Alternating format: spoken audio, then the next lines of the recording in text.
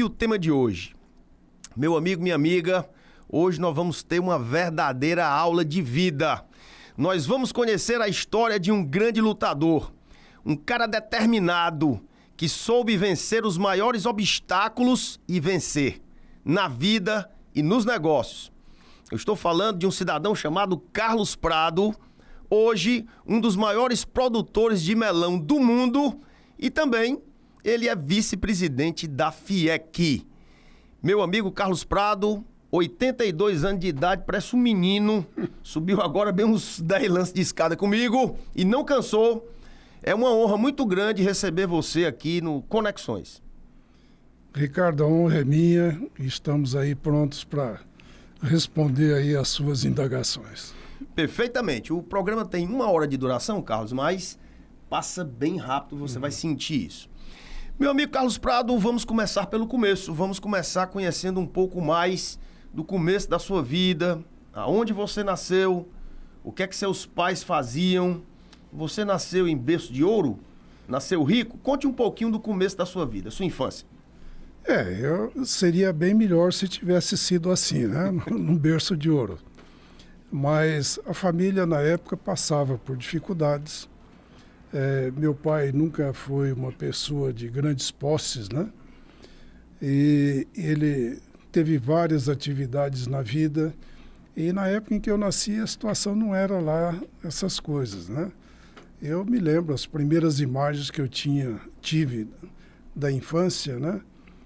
Quando tinha 3 ou 4 anos de idade, a gente morava em uma cidadezinha do Vale do Paraíba, em São Paulo. Jambeiro, né? E eu me lembro de madrugada, com frio danado, a gente com uma canequinha na mão, minha mãe botava iodo na caneca, né? Botava um pouquinho de conhaque para a gente ir até o curral, né? Para pegar o leite, para tomar o leite pela manhã, né? Então isso é uma das imagens que eu me lembro. Seu pai dessa então época. Era agricultor, né? Nessa época ele era agricultor, né? Mas o que é que produzia seu pai? Era leite, era gado, o que é que era? Era pecuária, essa pecuária bem rústica, né? Bem eu rústica, não tenho muitos detalhes assim, porque eu era muito novo, né? Tinha 3 Você é filho, você tem quantos irmãos? Somos em 7 irmãos, né? 7 irmãos. 7 irmãos. 7 irmãos. E aí, essa cidadezinha fica ali perto de Marília, não é isso? Não, no Vale do Paraíba. No Vale do Paraíba. Marília fica a oeste do estado de São Paulo, né? Certo. Mais próximo do Mato Grosso. Porque eu pensei que você tivesse nascido em Marília. Não, eu nasci em Marília. Mas foi criado lá. As primeiras imagens... Você tá vendo como eu estudei? Tá vendo como eu estudei? As primeiras imagens que eu me lembro de infância, eu já tinha meus 3 ou 4 anos. Perfeitamente. Você chegou a se formar, você estudou? Como é que foi a questão dos seus estudos? Bom, eu me formei em economia, ciências econômicas, porque eu voltei a residir próximo de Marília, né, na cidade de Assis. E na época eu trabalhava no Banco do Brasil. Então, trabalhei 4 anos no Banco do Brasil, que foram os anos da faculdade, né? Então você fez um concurso para o Banco do Brasil, entrou muito jovem. Entrei. E conte um pouquinho dessa história. O Banco do Brasil, eu prestei concurso, foi em 1960, né? Carlos, deixa eu me interromper. Naquela época, pessoal, porque vocês talvez não tenham vivido essa época, eu também não vivi tanto, eu vivi os anos 70. Mas você ser funcionário do Banco do Brasil, do Banco Central, do Banco do Nordeste, era assim um dos maiores cargos que se podia, da República, né? Então, se você fez um concurso e passou para o Banco do Brasil, é porque você teve uma base de estudo muito boa. Com certeza, né? As escolas lá no interior de São Paulo, as escolas públicas eram realmente muito boas, né? E eu prestei o concurso para o Banco do Brasil, passei em primeiro lugar e pude escolher a cidade, né, onde eu gostaria de trabalhar no banco. E eu escolhi a cidade onde eu vivia naquela época, que era Assis, né? E aí pronto, aí o seu trabalho já começou a trabalhar muito cedo. Você fez esse concurso com quantos anos? 19 anos. 19 anos. Então você já ganhou o dinheiro que pagou a faculdade ou a faculdade foi pública? Mas eu comecei a trabalhar muito antes disso, né? Quando eu tinha 7 anos de idade, nós morávamos em Rolândia, no Paraná. Então você vê que minha família, né, foi uma família itinerante, né? Que pode. Um pouco em cada lugar. E em Rolândia, meu pai tinha como sócio um primo meu, e eles tinham caminhões, né? 2 caminhões, e em cima do caminhão a máquina para debulhar milho. Então, naquela época, Rolândia e aquele norte do Paraná, Londrina, estava começando, né? Estava despontando. E eles saíam e alugavam a máquina para debulhar o milho nas fazendas, né? E cobravam do produtor um percentual da colheita, né? Então, esse era o trabalho dele. E eu havia pedido dinheiro para o meu pai mais de uma vez num determinado dia para comprar um sorvete, né, um bombom e tal. Aí chegou até o ponto que ele falou assim, não, agora não dou mais. Aí eu comecei a me preocupar. E em frente de casa havia uma loja de móveis e uma pequena fabricação de móveis. Fui lá pedir emprego, né, com 7 anos de idade. Aí o sujeito falou, não, eu não vou te dar emprego, não posso. Eu falei, tá bom. Mas a partir desse dia, eu ia lá todos os dias depois da escola, né? Quando eu retornava da escola e começava a ajudar de alguma forma, né? Catava uma coisa aqui e tal. Enfim, aprendi a produzir o verniz, né, para os móveis. Aprendi que tinha uns furinhos na madeira, né? Que a gente tapava com cera de abelha e tal. Aí depois de uns 3 meses ajudando, o sujeito chegou e me pegou pela mão e falou assim, vamos aqui. O que você gostaria de ganhar? Falei, um par de sapato, o meu tá meio velho. Aí fomos até a loja de sapatos, escolhi o sapato, foi meu primeiro salário. Depois de sapato. Que beleza, rapaz. Que isso história em Rolândia, fantástica. no Paraná. No Paraná, que história. Rapaz, eu tô vendo assim, você fez o concurso do Banco do Brasil, virou bancário, né? Se formou em economia. O primeiro emprego aos 7 anos de idade foi numa loja de móveis, né? Eu não estou vendo nada de agro ainda aí. Como é de agro? Bom, o agro, de alguma forma, né? A família estava ligada, o seu pai, né? O seu pai. Estava ali. Depois de Rolândia, nós fomos morar em Presidente Prudente. Antes disso, no Banco do Brasil, eu trabalhava de meio-dia às 6. E pela manhã, eu trabalhava fazendo algum trabalho de contabilidade e tal, prestando serviço para algumas empresas, né? Pequenas empresas. Então, de manhã, fazia esse trabalho nas empresas, à tarde no Banco do Brasil e em algumas noites, né, ia até Marília para poder frequentar a faculdade. Não frequentava a faculdade diretamente, ia lá para fazer as provas e tal, né? Então foi esse combinava com o professor, eu estou trabalhando, não posso, mas se eu passar, você me... E aí uma curiosidade, depois... Enquanto eu ainda estava lá no Banco do Brasil, prestei concurso para agente fiscal do Imposto de Renda. E fui aprovado. E aí me mandaram escolher entre Fortaleza, Belém ou Manaus. Quando eu olhei, rapaz, no mapa, a distância, não tinha asfalto ainda, não tinha descagem direta, aí eu desisti. Então, em 1967, era para eu ter vindo, né? 66, aliás, era para eu ter vindo aqui para Fortaleza. Aí desistiu por conta da distância, você vê como é a vida, né? Como dá volta, né? Como dá volta. Então, Carlos, me conta aí, como é que foi que você foi apresentado ao ramo empresarial, a ter uma empresa? Você largou o Banco do Nordeste, o Ceará, como é que nasceu? Era o Banco do Brasil. Né? O Banco do Brasil, e como é que você veio parar no Ceará? Bom, eu estava no Banco do Brasil, já como me formei em economia, assim que eu me formei, eu saí do banco, né? Porque eu já prestava serviço para algumas empresas e recebi uma oferta de uma empresa de Presidente Prudente que tinha algumas fazendas, tinha revendas de automóveis, de caminhão, de trator, e queria que eu fosse trabalhar com eles. E eles pagavam mais do que o Banco do Brasil? Porque eu já dava assistência para uma empresa deles em Assis, pela manhã, né? Para você ver como quando o cara nasce com um tino empresarial é diferente. E aí eu comecei a prestar serviço para tentar fazer alguma coisa para esse grupo empresarial. Aí, quando deu 90 dias depois que eu me afastei do banco, né, eu pedi uma licença ao banco para poder, durante 90 dias, certo, né? Tentar... Quando eu fui renovar a licença no banco, o banco não concordou, né? Não concordou em me dar mais licença. Disse, ou você continua, ou então peça para sair. Aí falei com a minha mulher, olha, eu estou nessa encruzilhada aqui e eu não vou querer Isso é uma decisão difícil, né? Mas ela... Porque naquela época... Ela foi muito firme, né? E falou, não, faça o que você achar melhor. E aí, porque eu não podia parar o trabalho que eu havia começado, porque eu descobri que se a empresa continuasse do jeito que estava indo, iria quebrar. Vai quebrar. Né? Porque tinha várias fazendas que davam prejuízo. Aí, bom, desisti do banco, fui feliz, né? Deu para reorganizar as fazendas que davam prejuízo e tal, até que chegou um momento que eu resolvi tocar uma empresa própria e sair dessa daí. Que empresa foi essa? Foi uma fábrica de estopa para limpeza, né?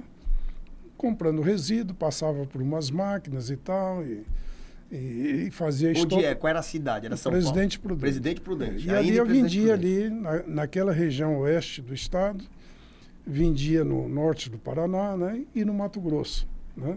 Então foi a primeira empresa que eu montei. Como era o nome dessa empresa? Fábrica de Estopas Adriana Limitada. Adriana é o nome da sua esposa? Da filha mais velha. Da sua filha mais velha. Que beleza. Aí a filha mais nova, né, quando criou já alguma noção, né, ela se chama Lenita. Aí ela dizia que a fábrica era Fábrica de Estopas Adriana Lenitada.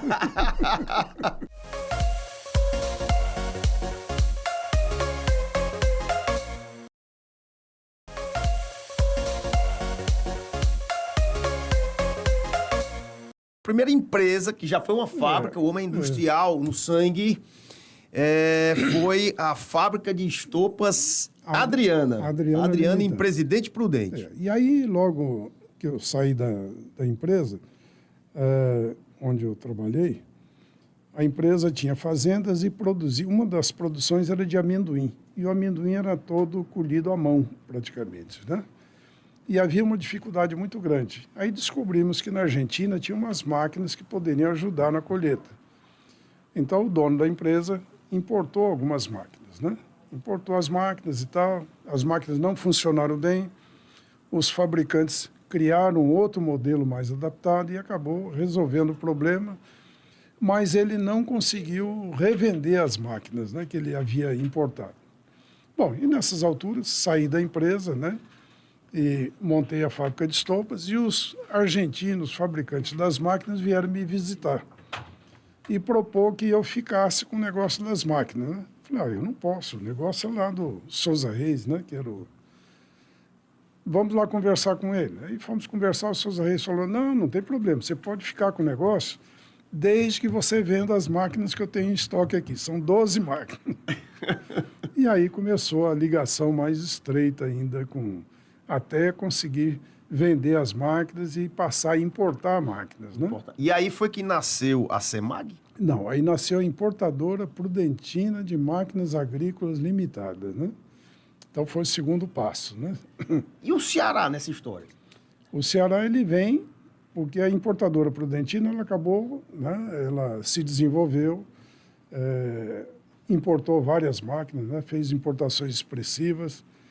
E o Ceará vem depois de algumas derrotas, né? Uma delas foi quando veio uma importação grande de máquinas, as máquinas atrasaram, né? Tivemos problema com a receita, né? Com burocracia e tal, e perdi a safra. Aí fiquei com estoque de máquinas, né? E sem ter aonde vender. Bom, na safra seguinte, choveu demais e a lavoura foi perdida ali na região, não conseguimos vender. E eu estava com o estoque dessas máquinas, sem dinheiro, uma pendura lascada, né? Maria. Aí, de repente, eu vejo no jornal Estado de São Paulo que no Ceará estavam plantando 6.000 hectares de amendoim no meio dos cajueiros aí, que era um projeto do governador César Calça. César Calça. Aí eu fiz o contato aqui, né? E descobri que tinham plantado de fato, estava para começar a colheita, né? Liguei para cá na Secretaria de Agricultura e falei com José Valdir Pessoa, que era o secretário então, né? 1973. Aí o Valdir falou, olha, de fato está aqui, o negócio pegou, né? Foi bem, mas só que a colheita já começou. Eu falei, o que estão fazendo aí em termos de colheita? Ele falou assim, olha, eles compraram umas máquinas aqui, trilhadeiras Maringá. A hora que ele falou isso, eu falei, amanhã eu estou aí. E foi engraçado, porque a gente não tinha dinheiro para nada mais. Estava, né, os negócios parados e tal.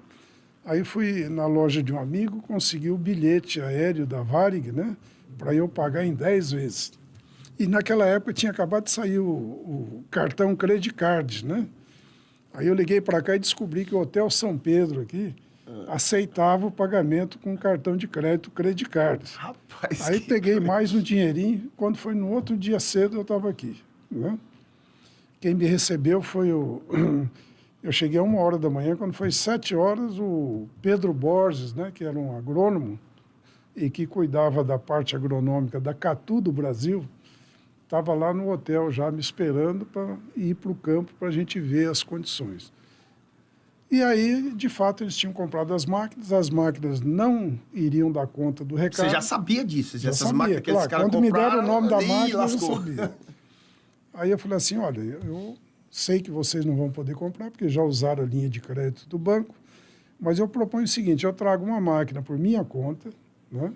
Trago os técnicos, vêm junto, boto a máquina para funcionar, semana que vem a máquina está aí. Se funcionar direito, eu alugo, mas eu alugo por tanto, né? Eu vou cobrar tanto por quilo colhido. Aí não tinha saída, né? Quer dizer que as máquinas anteriores não estavam funcionando era de jeito nenhum? Não ia funcionar. E aí a primeira máquina veio. E você sem uma banda no bolso, como é que você trouxe essas máquinas? Quando você tem uma perspectiva, né? Bom, e aí veio a primeira máquina, funcionou. Aí nós trouxemos, se não me engano, 15 máquinas, né? Daquelas. Bom, as máquinas vieram, e o aluguel de cada máquina me deu o valor à vista de 2 máquinas. Olha que coisa como se eu tivesse vendido à vista 2 máquinas e eu ainda fiquei com a máquina. Foi um risco, né? Você fez uma aposta que deu Mas certo. na época a gente já tinha um projeto para botar uma fábrica dessas máquinas lá em Presidente Prudente. Então estava o projeto encaminhado no Banco de Desenvolvimento do Estado de São Paulo. Os argentinos lideram toda a tecnologia? Toda a tecnologia, acompanharam, inclusive vieram aqui no Ceará para acompanhar aí, ó, o início. E aí o César Carlos ficou sabendo que a gente tinha esse projeto de botar a fábrica lá. Ele falou, o que você quer para botar essa fábrica aqui? Olha aí, né? rapaz. Aí eu tinha tudo de cabeça já, que o outro projeto lá no banco já tinha sido encaminhado. Eu falei, preciso disso, assim, assado. O assessor agrícola dele era o Lojos Cocai, né? O nome húngaro, mas é o maior cearense que eu já vi, né? E aí ele deu as condições, aí tinha que começar já as atividades. Eu cheguei aqui no dia 1º de julho de 73, né? 1º de julho fez 50 anos. Quando foi no dia 13 de agosto, a CEMAG, Ceará Máquinas Agrícolas, estava, né, constituída legalmente, né, com contrato social. Onde era a fábrica? Na Francisco Sá, ao lado da Esmaltec Tecnológica. Não existia nem o distrito industrial na época. As indústrias eram mais ali na Francisco Sá. O distrito industrial estava era ali na Francisco Sá. Começando, né? Uhum. Aí eu fui atrás de um imóvel, né, que a gente pudesse utilizar. Na procura por um imóvel, o Lojos Cocai me levou lá para o Edson Queiroz, que sabia que tinha um galpão e tal. E aí nós acertamos o aluguel com o Edson, né? O Edson mandou fazer o contrato, falou, quem é que vai ser o fiador? Eu falei, Edson, eu não conheço ninguém aqui. Aí eu fui com a tua cara. Faça em nome da empresa, né? E você assina como fiador. Pessoa física. Pronto. E aí começou. E aí começou. Quando foi em janeiro, fevereiro seguinte, a gente já tinha máquinas em São Paulo, fabricadas no Ceará, colhendo amendoim. Que coisa fantástica. Rapaz, eu só não vou bater palma para você aqui. Vamos bater palma para ele aqui. Vamos. Parabéns, que história fantástica. Carlos Prado, então a CEMAG começou muito bem. E aí? Você vendia essas máquinas para o Brasil todo? Chegava a exportar, não? As primeiras máquinas, elas foram justamente para São Paulo, antes de serem vendidas aqui para aquele projeto de amendoim que o governo tinha aqui no Ceará. Você pagava royalties para os argentinos, né? Não. Aí a gente já tinha desenvolvido um modelo novo próprio. De marca, um modelo próprio. Melhor do que os argentinos. Não, mais adaptado, né? Uhum. Mas eles, mesmo assim, sempre que eu precisava, eles vinham me dar alguma assistência, né? Alguma orientação. Me diga, vou fazer aqui uma pergunta incidental, aqui no meio do caminho. Que história é essa de uma empresa de aviação agrícola? Isso a CEMAG já funcionando? Aí nos anos 70 você teve essa ideia também? Não, eu cheguei aqui em 73, né? E o governo federal fez um trabalho em cima dessa cultura do caju que estava recém nascendo, né? Aham. E com esse projeto do César Caos, que era um projeto muito grande. E os cajueiros apresentaram algumas doenças, né? E essas doenças tinham que ser combatidas. E não tinha outro meio que não fosse por via aérea. Aí eu achei que o negócio seria interessante, procurei um sócio, e o sócio era o Fran, irmão do Fred, da Sequipe, né? Ah, grande. E o Fran é que dirigia a empresa, né? A empresa. Aí ele topou o negócio comigo, começamos, fomos atrás do Clark Nunes, encomendamos o primeiro avião e tal. Ipanema, o Embraer Ipanema. Aí quando eu fui numa reunião lá nessa equipe, né, para acertar com o Fran os últimos detalhes, ele tinha saído com uma moto, né, uma pequena moto que ele tinha comprado para um funcionário dele, caiu, bateu a cabeça e faleceu. Então aí eu acabei ficando, a Semag ficou com... Né, Mas a empresa operou? Operou e como não tinha mercado aqui para trabalhar, ela fazia as pulverizações nos canaviais de Pernambuco, de Alagoas, e ia pegar a soja e o arroz lá no Paraná, né, Goiás, Mato Grosso, e vinha subindo. Porque a safra começa numa região e o regime de chuvas permite que você vá estendendo, né, o mercado, né? Então deu certo, né? Olha, foi um negócio que eu perdi dinheiro mais rapidamente. Depois nós compramos mais aviões, né? Chegamos a ter 3 aviões, né, trabalhando. Mas nós não conseguimos fazer daquilo ali uma atividade lucrativa. E a Semag indo bem, até que você enfrentou uma dificuldade. Eu queria que você falasse um pouquinho desse momento que não sei se teve outro. Olha, pior, qual foi, eu reputo que foi o pior momento da sua vida, né? Dentre outros, né? Eu sempre falo para os meus filhos que a gente faz os planos da gente e cumpre os planos de Deus, né? Depois que a coisa passa, que a dificuldade passa, você olhando para trás, você entende por que acabou tomando um outro caminho, por que as coisas não deram certo naquele momento, né? Mas é desse jeito. E aí a Semag foi, mas quando foi que ela entrou em dificuldade? Qual foi o motivo? Em 1986, a Semag tinha 600 empregados diretos, tinha várias oficinas que trabalhavam para ela. Ela faturava por mês o equivalente a 2 milhões de dólares. Aí, quando foi no final de 86, o Sarney entra com um projeto para corrigir o problema da inflação, né? E o que ele fez? Ele congelou o preço dos alimentos. Ora, alimento é um produto agrícola, agropecuário, né? E com isso, de um dia para o outro, o mercado de implementos agrícolas desapareceu. Então, você pega uma empresa como essa, com toda a vitalidade, e de repente não tem mais mercado. Poxa, como o governo atrapalha, né? Atrapalha e não acontece nada com ele, né? Porque o Sarney até há pouco tempo estava aí, né? Meu Deus do céu. Sempre brilhando, né? Uma canetada quebrou a Semag. Quebrou, na época, muitos japoneses, principalmente, né? Pequenos agricultores, porque o japonês tem um senso de ética bem diferente, né? Então, vários deles, dessas colônias japonesas lá do sul, se suicidaram em função dessa situação crítica que acabaram enfrentando. Eu me lembro que o pessoal saía no campo, né, com policiais e tal, atrás de gado, não sei o quê, que o produtor não tinha condições de vender, né? Uhum. Eles iam atrás para tentar ver se faziam, arrebanhavam aquilo para colocar no mercado. No mercado, mas que situação difícil, né? Foi muito difícil, né, Carlos? Aí a gente foi apertando o cinto, né? Reduzindo o tamanho da empresa, reduzindo. Mas chegava a vender ainda? Ainda tinha mercado? Pouco, né? Muito pouco, né? Caiu bastante. Quando parou o negócio, a gente estava com o pátio cheio de máquinas e faltava uma roda, faltava uma peça, uma polia e tal, né? Aí os nossos clientes, né, passaram aí adiantando algum recurso para a gente completar o produto para poder entregar. Como é que você fez? Você chamou todos os seus credores, pediu os clientes para anteciparem os pagamentos? Como é que foi a sua engenharia financeira para tentar resolver? Bom, a primeira foi... A situação foi degringolando até chegar a um ponto, em 89, em que a gente fez o pedido de concordata. Concordata. Né? Concordata, para quem não sabe, naquela época é a recuperação judicial de hoje. Recuperação judicial de hoje, né? Que era uma forma de evitar a falência, porque o Banco do Nordeste, a quem a gente devia alguma coisa, né, ele é que estava para requerer a falência da empresa. Então, o advogado fez o pedido de concordata. No dia seguinte, eu fiquei lá na empresa, né, recebendo as visitas do pessoal dos credores, né? Alguns credores que apareceram. Aí apareceu um advogado de Recife, né?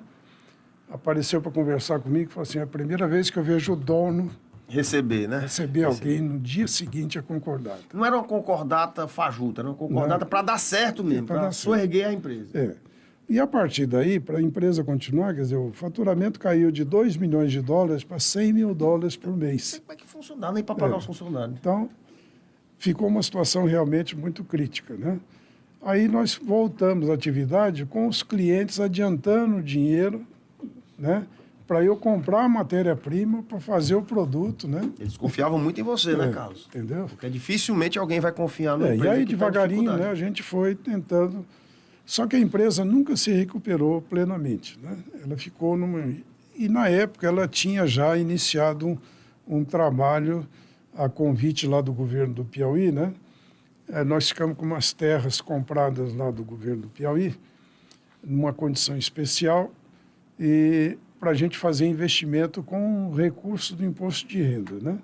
Porque antes de 86, a empresa recolhia um bom valor de imposto de renda e tinha vantagem de poder aplicar isso daí num projeto de desenvolvimento. Então, o Piauí escolheu algumas empresas, né, em que ele oferecia a terra a um preço muito barato, né, quase dado, desde que houvesse um projeto. Aí nós fizemos um projeto pecuário. Eu trouxe de lá do Mato Grosso, um agrônomo italiano que trabalhava para a Liquigás e que se encontrava sempre com Edson Queiroz nas reuniões do gás lá em São Paulo. E se encontraram tantas vezes que o Edson contratou esse italiano para vir para cá. É o Hermano Bonaspetti. Aí o Bonaspetti, quando chegou aqui, foi na véspera do acidente da VASP. Puxa. E é tudo apalavrado, né?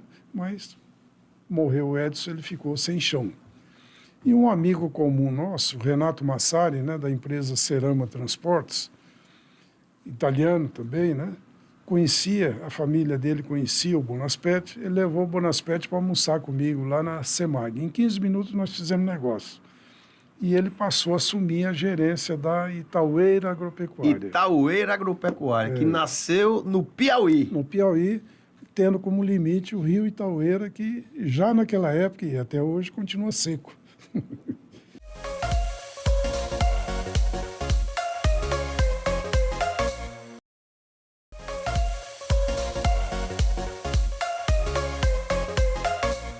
Nesses momentos difíceis, Carlos, porque a gente falando com você, eu estava ali observando aqui, não lhe vi triste nenhuma vez. Você não fez mesmo relembrando momentos difíceis do passado, você não demonstrou nenhuma tristeza. Qual é o segredo? Naquele momento lá da dificuldade, atendendo o credor e tal, negociando com bancos, cambal, você chegou a pensar em desistir? Não, veja bem, eu te falei do que eu digo para os filhos, né? Você luta contra uma dificuldade e luta até onde não pode mais. Aí chega um ponto que você vê que não depende mais de você. Aí você entrega para ele, né? Que ele resolve. Entrega para ele e vai procurar fazer outra coisa. E aí a Itaueira não deu certo no começo, né? Na pecuária, né? Não deu certo na pecuária. Então, veja bem, se tivesse dado certo na pecuária, nós não teríamos a Itaueira que nós temos hoje. Pois conte como é que nasceu a Itaueira de hoje. Aí, quando o projeto da pecuária, né, ele foi eliminado pela Sudene, né, mudando as regras do jogo, o Bonaspetti me trouxe a ideia do caju, né? Eu falei, Bonaspetti, o único produto que eu não quero plantar aqui é caju, porque eu tinha feito em 74 uma experiência lá na Maísa do Geraldo Rola, né, em que nós fizemos uma parceria com o pessoal da universidade aqui do Ceará e mais o Lojos Cocai, que eu já citei antes, para a gente colher o caju, porque eu comecei a ir a Maísa, né, em função do amendoim, e vendo aqueles cajueiros cheios de caju embaixo, né, se perdendo e tal. Falei, rapaz, não é possível um negócio desse, vamos levar isso para São Paulo, né? Aí descobri que na universidade lá do Rio Grande do Norte, um pesquisador que depois acabou sendo reitor lá, né? Ele desenvolveu uma pesquisa em que conseguia resfriar o caju e tal. Então, com o pessoal da universidade, nós desenvolvemos as embalagens, né? Instalamos uma câmara fria lá no meio dos cajueiros, fizemos uma operação em que a gente colhia o caju durante o dia, selecionava, botava na câmara. Quando era 1h da manhã, um caminhãozinho ia lá, pegava essas caixas de papelão, né? Eram umas caixas desse tamanho, e trazia para Fortaleza e botava nos porões da Varig, né? Todo dia, 5h da manhã... O caju de avião, rapaz. De avião para São Paulo. Quando era 2h da tarde, você já via as caixinhas com caju nas esquinas de São Paulo. Eu estou falando de 1974. Quando foi para acertar a conta da operação, alguém da Maísa disse, não foi isso que nós combinamos, não.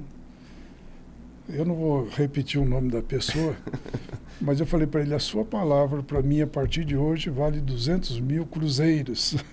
Mas aí então vem a pesquisa lá do professor lá do Rio Grande do Norte da universidade, em que ele desenvolveu uma bandejinha, um filme plástico, botava numa determinada temperatura e o caju, depois de colhido, aguentava 21 dias. Aí, sem energia elétrica, sem comunicação na fazenda, que a fazenda ficava a 130 quilômetros do município, nós organizamos a primeira operação. E foi o primeiro caminhão frigorífico que levou caju resfriado do Nordeste para São Paulo.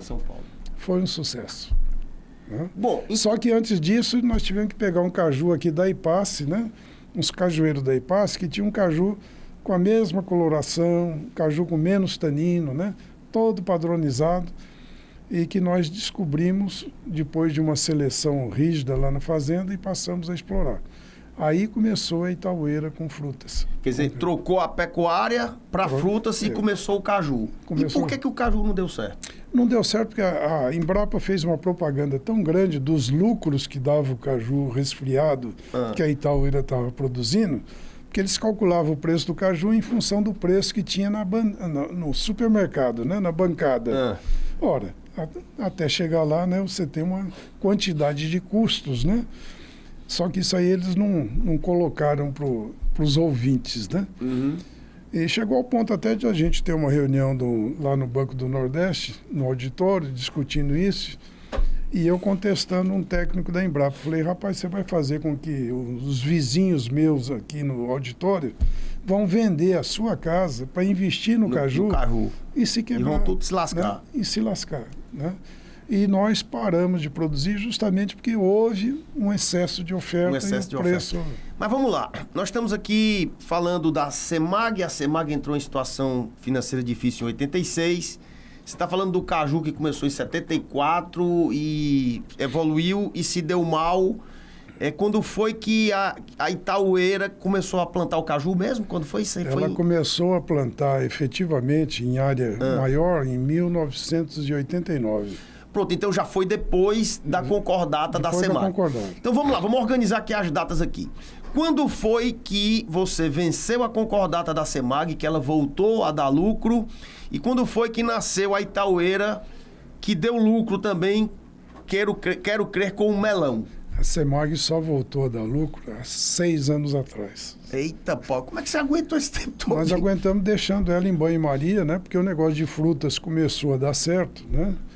Então nós deixamos ela em banho-maria. Eu fiquei 8 ou 9 anos sem ir à CEMAG. Foi mesmo, rapaz? Olha que coisa. Então meu filho é que acompanhava lá e...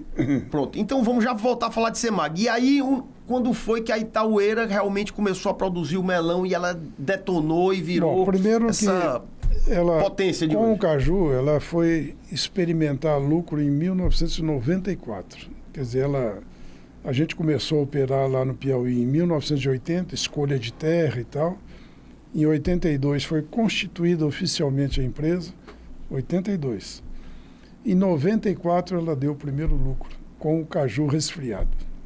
São 12 anos. 12 anos para dar um lucro. Para dar um lucro. Eu não sei como é que você faz essa ginástica toda para sobreviver tanto tempo. Você tem que também ter um pouco de fé naquilo que você está fazendo, né?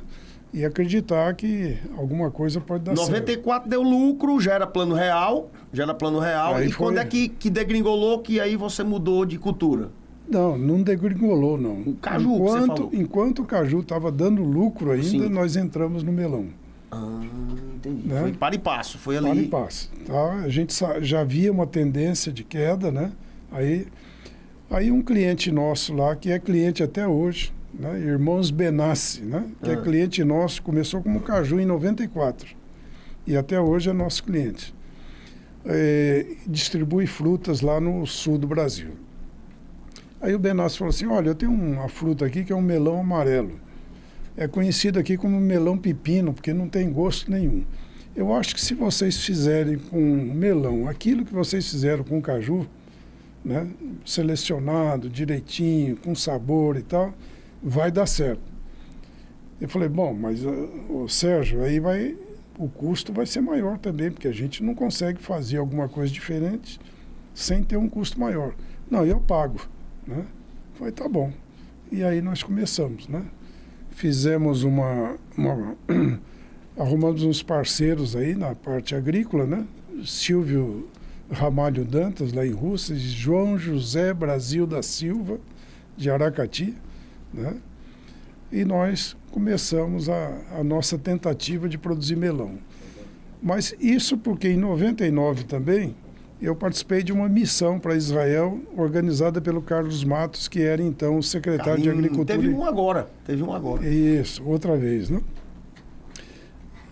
Secretário de Agricultura Irrigada. E lá em Israel eu vi lá irrigação por gotejamento, visitamos fábricas, campos e tal. E eu vim entusiasmado, né? Achei alguns parceiros, veio esse convite do Sérgio Benassi, e aí nós começamos a ir atrás de plantar o melão, né?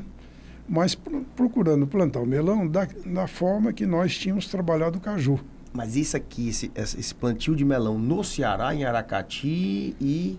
Ele começou, na verdade, em Jaguaruana. Mas não era na Itaueira do Piauí? Não. Começou aqui, né? Em Jaguaruana. Uma areazinha pequena, eram 8 hectares no primeiro ano, né? 8 hectares no primeiro ano. Mas já oferecendo o caju resfriado, como a gente fazia com o caju, todo bem cuidado. Melão resfriado. O melão resfriado, né? Deu certo, né? Deu certo, a freguesia aceitou, só que ainda não cobria os custos. Aí no segundo ano melhorou um pouquinho, reduziu o prejuízo. No terceiro ano, aí começou a se aproximar do ponto de equilíbrio. Aí nós continuamos, né? Aí no quarto ano deu lucro. Demorou muito menos do que... E como é que o negócio se desenvolveu? Você adquiriu mais fazendas, começou a fazer novas parcerias? O negócio, ele progrediu naturalmente porque o consumidor é que determinou o crescimento, né? Porque no momento que você vende um produto que agrada, né? E o sabor do melão, realmente, a gente tem conseguido manter ao longo desses 23 anos, né? Então, são 23 anos em que você chega no supermercado, você vê lá na prateleira o melão rei, você acha um pouco caro, né? Na primeira vez que compra. Tem a redinha, que tem aquela história da redinha, né? Porque não é a redinha que é o custo, né? O custo é justamente na parte operacional. Para você produzir um produto melhor, você tem um custo muito mais elevado, né? Então, é muito saboroso. Mas aí, a partir do quarto ano, né? Aí o cliente já passou a pagar o preço que cobria os custos, né? E aí pronto, foi uma escalada assim. Quais são os números da Itaueira, né? Da indústria Itaueira de hoje? Eu posso te dar, ela é uma sociedade anônima, né? Tá certo que é fechada, mas controle familiar, né? Quantos hectares plantados? Planta por ano 3.000 hectares irrigados por gotejamento de melão, né? Planta hoje na Bahia e no Piauí. Antes plantava nesses dois estados e aqui no Ceará. Aí faltou água aqui no Ceará para nós em 2017. Aí nós tivemos que suspender a operação no Ceará. E com isso nós não podíamos deixar de atender o mercado nacional. Aí suspendemos as exportações.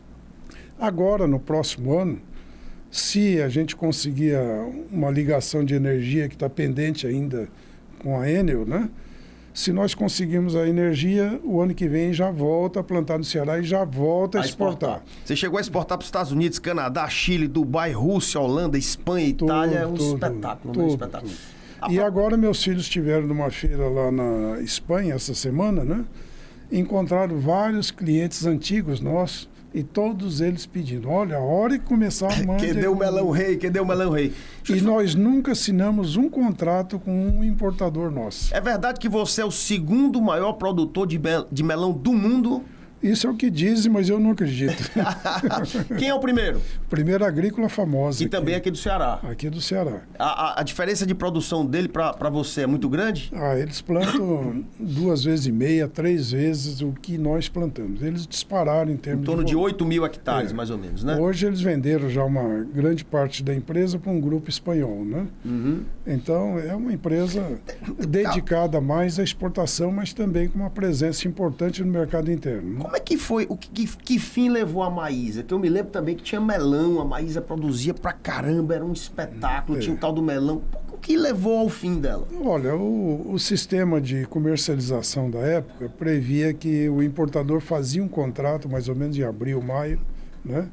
E nesse contrato eles adiantavam algum dinheiro para a empresa produzir e embarcar o produto. Então eles se obrigavam toda semana a fazer um embarque. A Itaúera foi, quando começou, a gente se recusou a praticar esse modelo. Então, nós nunca recebemos adiantamento do importador e nunca fizemos contrato. É tudo na palavra, né? Se o melão estivesse bom, a gente mandava. Se a gente achasse que a qualidade não estava boa, nós não mandávamos. Como não tinha contrato, era só no diálogo. Tinha uma liberdade. Não vou mandar porque o melão não está bom. Então, esse era o nosso modelo, que era bem diferente dessa obrigação de você mandar, né, de qualquer maneira, todas as semanas aquela determinada quantidade. Porque aí você se arrisca a mandar um produto que não esteja bom. Aí perde a qualidade lá e ninguém compra mais. Aí o mercado não compra mais. Que beleza. A Itaúera desenvolve o seu próprio sistema de tratos culturais, incluindo o que há de mais moderno em termos de técnicas de preparo do solo, plantio, fertirrigação, colheita, pós-colheita.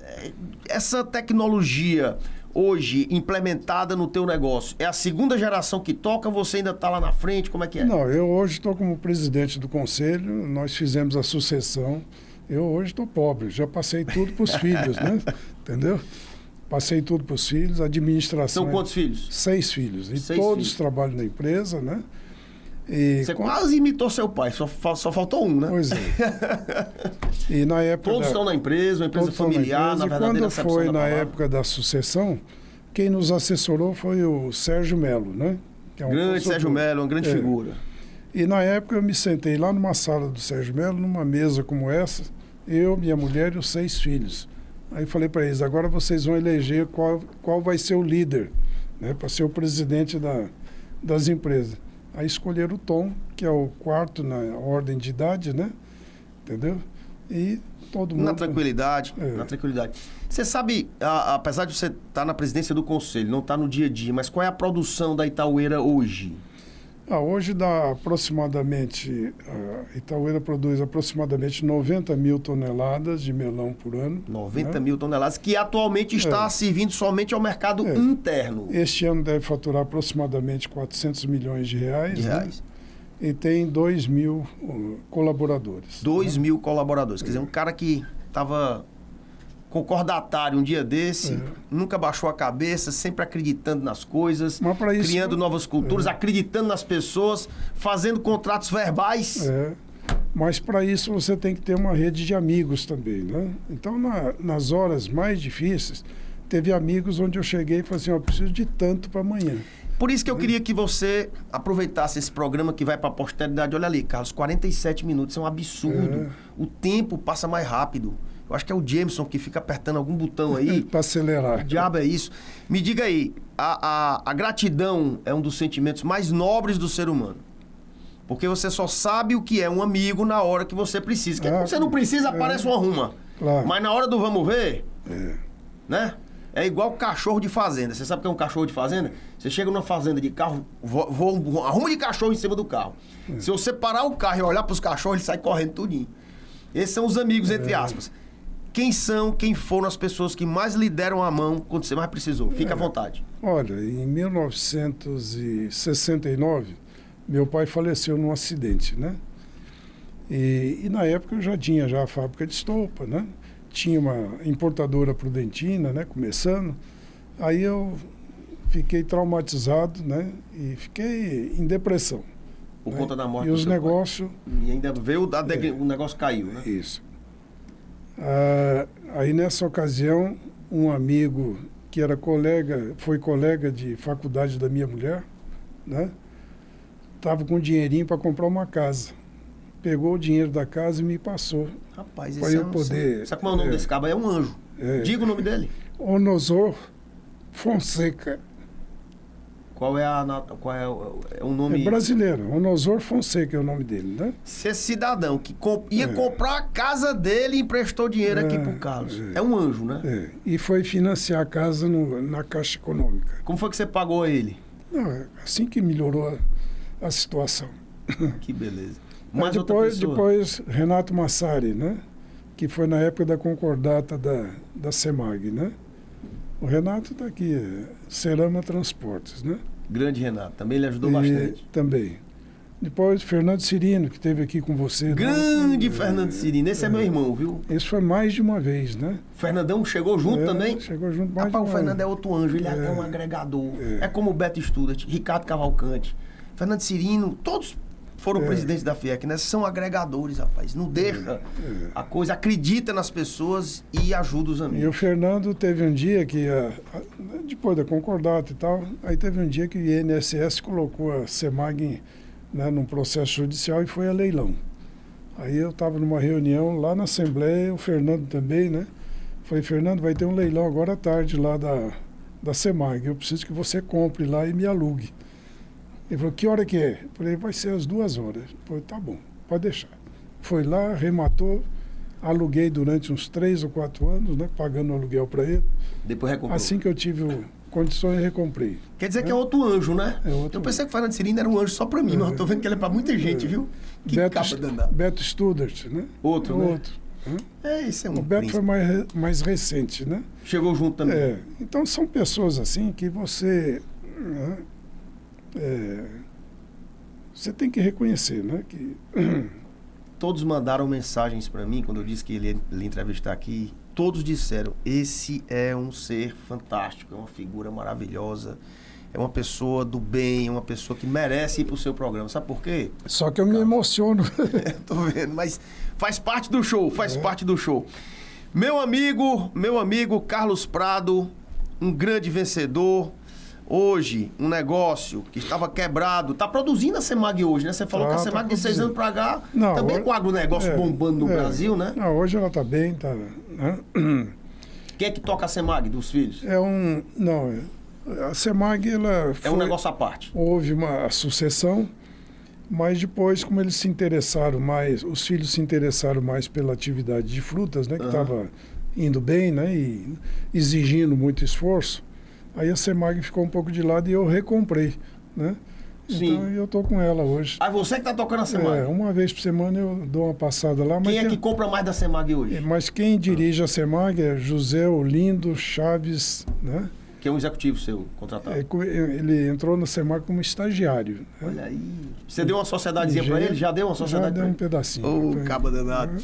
Me diga uma coisa, Carlos Prado, quais são, na sua opinião, rapidamente que o programa está acabando, os principais requisitos para uma pessoa se dar bem no agronegócio, que é a grande locomotiva do Brasil hoje? Olha, o agronegócio, ele, naturalmente, ele vive de exemplos, né? Então, lá no Centro-Oeste e uma grande região de São Paulo, nós tínhamos as regiões de cerrado, né? Não produzia nada. Né?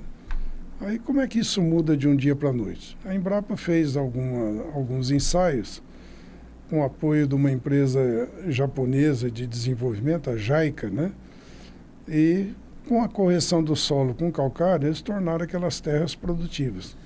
A partir do momento em que começaram as primeiras propriedades a dar resultado, o lucro se encarregou de fazer com que tudo andasse. A mesma coisa começa aqui no Ceará também, né? Por que surge o melão? Porque alguém... E aí vem a grande iniciativa da Maísa, né? Foi a precursora, né? Foi a precursora, porque ela criou um modelo, mostrou como produzir, como exportar, como fazer. O Brasil deve muito à Embrapa, né? O agronegócio brasileiro deve muito à Embrapa, né? E a esses pioneiros, né? Como esse... E aos Carlos Prados da vida, né? O Geraldo Rola e outros mais. Um Raimundo Delfino, que agora está Raimundo Delfino, preste atenção, macho. Eu cheguei pra ele e disse assim, tu tem que vir pro Conexões, macho. Eu tô toda semana eu convido o homem, parece que tem medo de microfone, eu nunca vi um negócio desse. Mas eu disse, já tô recebendo a cidade todo dia, só falta tu. Mas é uma liderança. Meu primo, velho. Hoje ele já planta 3 mil hectares de algodão com a tecnologia mais avançada. Que beleza. Está começando com a soja também, que a soja é desconhecida aqui no Ceará. Ele disse que quer me levar lá. Onde é a plantação dele? Onde é a Chapada do Apodi. Na Chapada do Apodi. Não deixe de ir. Falta de água. Lá não falta água, né? Não deixe de ir. Não, eu vou lá. Então, viu, Delfino? Tu tem que vir pra cá, macho. Então tem esses exemplos, né, que mostram que a partir de alguma coisa que se possa palpar, que se possa sentir, para a pessoa sentir confiança para investir, o caminho é por aí. Esse Delfino é outro monstro, viu? É um campeão. Campeão. E aqui nós temos, por exemplo, quem veio comigo de Presidente Prudente foi meu irmão Nelson, né, irmão mais novo. Búfalo. E Valdir Oliveira Negrão, né? O Valdir faleceu, né? Teve um problema de coração, né? O Marcelo Prado, seu sobrinho, é muito meu amigo. Pessoa do mercado imobiliário, um campeão, craque. Então, é o queijo de búfala, né? E o Nelson é um pioneiro, né? Porque ele queria uma atividade que ele pudesse ter uma visão completa, né? Da atividade. Da operação, né? E um primo nosso desenvolvia essa cultura do búfalo, né? E das búfalas de leite, né? Lá em São Paulo. E o Nelson se encantou com o negócio e acabou trazendo. E é bom que traz tudo pro Ceará. Esses paulistas são gente boa. Rapidamente, meu amigo Carlos Prado, você se considera um homem de sorte? Rapidamente. Eu acho que sim, né? Porque o que vale mais na vida é família e amigos, né? O que é a sorte para você? A sorte. O que é a sorte? A sorte é você viver feliz. A sorte é o encontro da oportunidade com o trabalho? É você viver feliz. É você viver feliz. É um homem de sorte. Você já agradeceu a quem mais lhe deu força? Você já se considera uma pessoa realizada? Aliás, eu vou lhe perguntar, com 82 anos o homem veio dirigindo, subiu agora 10 lances de escada comigo, o que é que você faz para ter uma vitalidade e uma cabeça tão boa? Rapaz, deixa eu ver aqui. 3 para as 4. Hoje foram 14 quilômetros. Caramba, rapaz! 4h20 eu estava lá na praia hoje. Rapaz, é mesmo? 14 quilômetros o homem já andou e correu hoje. 82 anos de idade, veio dirigindo o carro dele. Mas sabe por que isso? Porque eu sempre fiz exercício, né? E fazia de 4 a 6 quilômetros por dia. Aí eu descobri que aumentando essa quilometragem, eu tomava 7 a 8 comprimidos por dia. À medida que eu ia aumentando a quilometragem... Ia deixando de tomar um comprimido. Hoje eu tomo 2. Né? Que beleza. Tá aí, o exercício físico faz parte da boa vida, da longevidade das pessoas. Essa é a boa recomendação. O nosso melão é o melhor melão do mundo, Carlos Prado? O nosso melão é o melhor melão do mundo? Não, tem bons melões, né? Eu acho que em várias regiões do mundo... O homem é humilde, né? Cada um tem a sua... Acaba perguntar, Ricardo, seu imóvel é o melhor do mundo? É claro que é. Acaba é humilde, né? Esse negócio de FIEC, de política classista... Está na sua veia também? Está, né? É uma obrigação de ajudar as pessoas. Em 1964, eu coordenei a criação da Cooperativa dos Bancários de Assis, enquanto eu trabalhava no Banco do Brasil. Então, desde muito tempo, né, a gente vem praticando. E agora, quando o Fernando Cirino foi presidente da FIEC, a gente tinha sido sócio numa siderúrgica, né? Lá no Rio Grande do Norte. Lá no Rio Grande do Norte. E aí o Fernando sempre muito correto, né, muito capaz, um bom administrador. E pelo que a gente tinha vivido juntos, né, falei, Fernando, eu vou te dar uma ajuda lá na FIEC. E me ofereci, mas sem cargo nenhum e tal. Então aí eu comecei a me aproximar mais da FIEC e acabei que ficando por ali, né, ajudando um, ajudando o outro, né. E hoje é o vice-presidente da FIEC. Pois é, isso aí foi o Beto, e o Ricardão vai Beto que me colocou ali como indicação dele para o Ricardo, né? Ricardo é um cara. E o Ricardo também, né? É um dínamo, né? É um dínamo. Vai ser o presidente da CNI, você vai ver. E é uma pessoa que se dedica demais ao próximo, né? E segundo o Fernando se doa demais. É um político nato. É uma unanimidade o Ricardão, né? Já teve sentado nessa cadeira aí. Qual é o segredo do sucesso do Carlos Prado? Rapaz, o segredo é isso que a gente já conversou aqui até agora, né? É fazer as coisas direito, né? E procurar atender a tudo que a lei exige, a ética exige, né? E viver para a família, né? Viver para a família. Ele tomou uma decisão que eu confesso que eu talvez não fosse capaz de tomar, eu e muita gente, que é trocar o certo pelo duvidoso. O cara trocou um emprego no Banco do Brasil, no auge. Meu pai trabalhava no Banco do Nordeste, meu tio era juiz. E ele dizia, Ricardo, teu pai ganha 3 vezes mais do que eu. A coisa mudou depois, né? O juiz passou a ganhar 4 vezes mais do que... Mas você vê, nos anos 70, início dos 80, era assim. E ele trocou pela iniciativa privada. Então esse cara é um craque, é um campeão. E é por isso que ele está sentado nessa cadeira. Porque nessa cadeira aí, meu amigo Carlos Prado, só senta campeão.